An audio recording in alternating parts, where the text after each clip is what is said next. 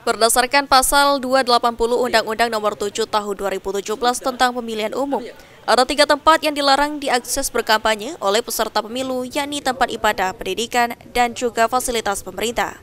Kepala Perwakilan Ombudsman Republik Indonesia Provinsi Sumatera Selatan M. Adrian Agustiansyah mengatakan, sejak awal pelaksanaan pilkada, Ombudsman ikut berkonsentrasi melakukan pengawasan khususnya di fasilitas pendidikan. Meski belum ada laporan terkait kampanye di fasilitas pendidikan, namun masyarakat diajak ikut serta dalam melakukan pengawasan.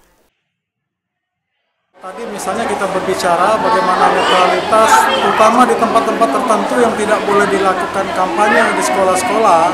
Makanya ini kita juga menghimbau bagi para kandidat agar mematuhi hal itu.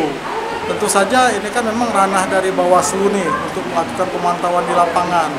Dan juga tentu saja kita berharap peran aktif dari masyarakat untuk ikut memberitahukan juga kalau andai kata nanti ada fasilitas-fasilitas yang seperti itu ternyata dimanfaatkan oleh para kandidat-kandidat untuk mengambil keuntungan ataupun untuk berkampanye.